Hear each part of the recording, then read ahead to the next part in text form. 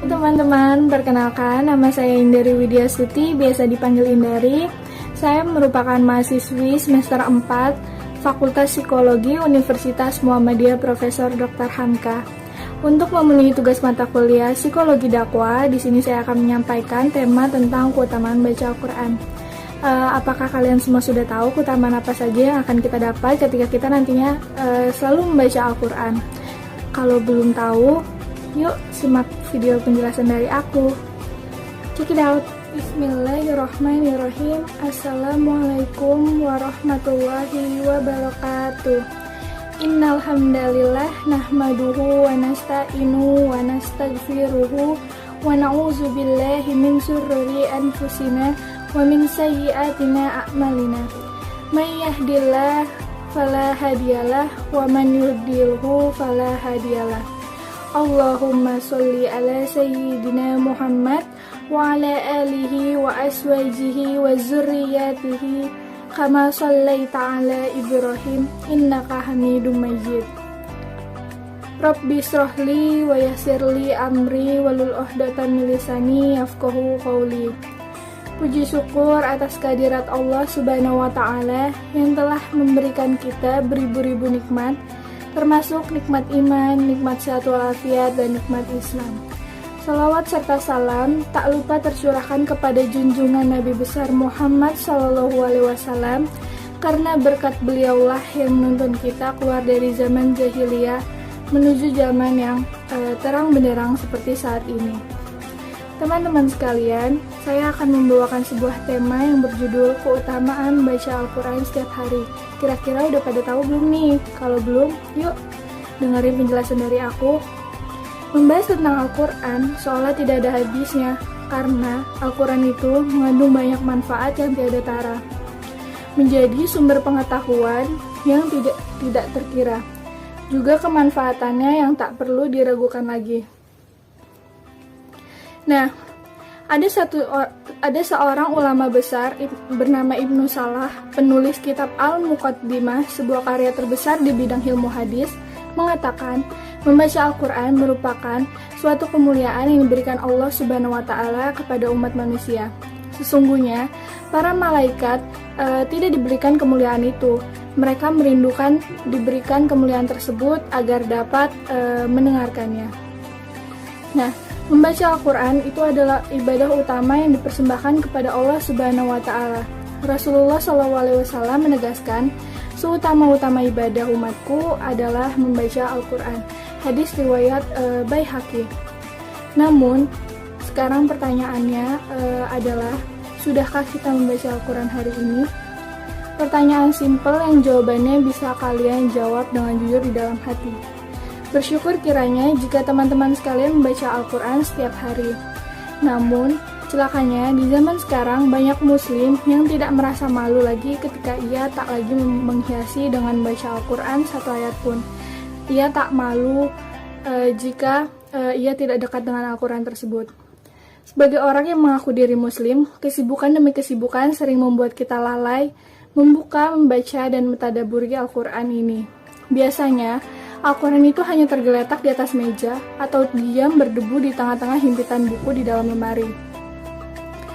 Memang, jika kitab suci Al-Quran tersebut itu jatuh dari tempatnya, biasanya segera sang pemilik rumah itu mengambil dan menciumnya sebagai tanda bukti cintanya kepada Al-Quran, namun tak berniat membuka dan membacanya. Ia kembalikan Al-Quran tersebut ke tempatnya sebagai pajangan yang melengkapi isi lemari. Padahal, Rasulullah SAW bersabda, sesungguhnya barang siapa yang di dalam dirinya tiada bacaan Al-Quran, maka ia seperti halnya rumah yang roboh.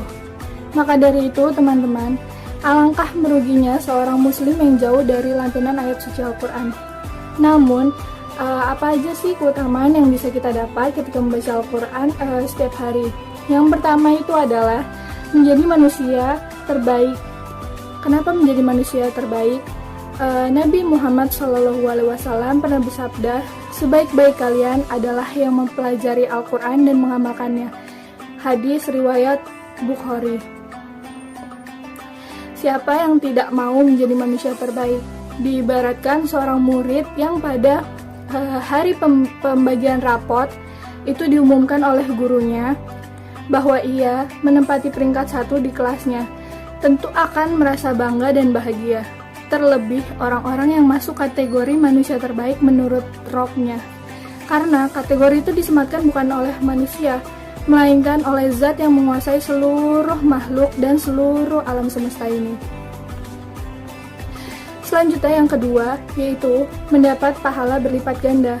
Rasulullah SAW bersabda, siapa saja membaca satu huruf dari kitab Allah, maka baginya satu kebaikan, dan satu kebaikan itu dibalas dengan 10 kali lipatnya. Hadis riwayat Tirmizi. Maka sungguh bila tidak membaca Al-Quran, kita itu sudah rugi besar, karena sudah melewatkan begitu banyak kebaikan. Padahal pahala membaca Al-Quran itu sedang diobral. Bayangkan, satu huruf saja bisa dibalas dengan 10 kali lipat. Siapa sih yang gak mau dapat sale gitu? Beli satu gratis 10. Sedangkan untuk membacanya itu kita hanya perlu memerlukan waktu sebentar saja. Namun, sungguh mengherankan jika masih ada yang tidak mau mendekati obrolan besar ini. Siapa juga kan gak mau untung gitu. Beli satu gratis 10. Selanjutnya, yang ketiga, orang tua kita akan dipakaikan mahkota kelak di hari kiamat. Siapa saja membaca Al-Quran, mempelajarinya dan mengamalkannya, maka dipakaikan kedua orang tuanya pada hari kiamat mahkota dari cahaya dan sinarnya bagaikan sinar matahari, dan dikenakan pada kedua orang tuanya 2 perhiasan yang nilainya tidak tertandingi oleh dunia. Ini terdapat di hadis riwayat Hakim.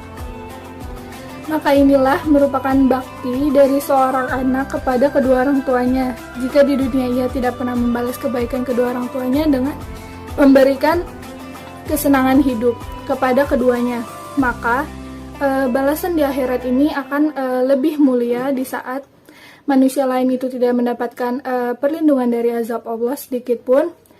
Kedua orang tuanya justru dimuliakan dengan hadiah mahkota cahaya yang sinarnya terang benderang bagaikan cahaya sinar matahari. Selanjutnya yang keempat, itu akan mendapat syafaat di akhirat nanti. Nabi Muhammad SAW bersabda, bacalah Al-Quran karena ia akan datang pada hari kiamat sebagai pemberi syafaat kepada para ahlinya. Terdapat dalam hadis riwayat Muslim. Syafaat atau pertolongan dari azab Allah pada hari itu tuh sangat diperlukan oleh setiap manusia, bukan? Maka kesempatan untuk mendapatkan syafaat itu terbuka lebar saat ini. Saat kaki kita masih berpijak di bumi ini. Maka gunakanlah kesempatan itu untuk membaca Al-Quran dan jangan dibiarkan sia-sia. Selanjutnya yang kelima, mendapat ketentraman hati dan curahan rahmat. Orang-orang yang membaca dan mengkaji Al-Quran akan dilimpahkan ketenangan dan curahan rahmat. Tenang dan tentramnya hati ini kan merupakan rahmat yang tak terkira di zaman yang serba panas dengan dunia seperti saat ini. Biarkan orang lain bergelut dengan kesibukan dunia yang membuat hati dan pikirannya stres. Sedangkan para pembaca dan pengamal Al-Quran itu hatinya akan selalu diliputi ketentraman. Selanjutnya, yang keenam itu mendapat kesembuhan dari penyakit. Rasulullah SAW bersabda, hendaknya kamu menggunakan kedua obat-obatan. Yang pertama itu madu dan yang kedua itu Al-Quran. Hadis riwayat Ibnu Majah dan Ibnu Mas'ud. Al-Quran adalah obat bagi penyakit yang bersifat fisik ataupun non-fisik. Membaca Al-Quran tak hanya bernilai ibadah, tetapi juga dapat menjadi obat penawar jiwa yang gelisah, pikiran yang tak menentu, dan jasmani yang kurang sehat. Al-Quran juga dapat menjadi terapi bagi jiwa seseorang yang dalam kondisi kebodohan dan keraguan. Selain itu, Al-Quran juga membuka jiwa seseorang yang tertutup dan menyembuhkan jiwa yang rapuh. Serta membaca Al-Quran juga menjadi terapi untuk menyembuhkan penyakit jasmani dan rohani kita. Nah, teman-teman sekalian, ketika kita membaca Al-Quran setiap hari, malaikat itu akan turun membawa nur dan rahmat. Jika seseorang telah menghatapkan bacaan Al-Quran, maka dibacakan doa oleh 60.000 malaikat ketika hatam. hadis riwayat Ad-Dailami. Nah, ada juga hadis riwayat Baihaqi yang mengatakan bahwa terangilah rumah-rumahmu dengan sholat dan membaca Al-Quran. Maka ketika di dalam rumah kita selalu ada gema Al-Quran, para malaikat itu akan menyaksikan rumah kita dari langit. Mereka melihat rumah-rumah itu bersinar terang, seperti penduduk bumi yang tengah melihat bintang di langit. Untuk itu, jadi teman-teman, masihkah kita ragu untuk memperbanyak membaca Al-Quran? Mengingat betapa banyak keutamaan yang akan kita dapatkan ketika membacakannya. Apalagi sekarang ini kita semua sedang berada di rumah saja. Semua pekerjaan, aktivitas, kuliah, belajar juga di rumah. Nah, lebih banyak waktu di rumah bukan? Dan selama di rumah saja ini, semoga kita bisa memanfaatkan waktu luang, waktu senggang kita untuk membaca Al-Quran. Jika tidak bisa mencapai one day one juz, maka kita bisa memulai satu hari dengan satu lembar.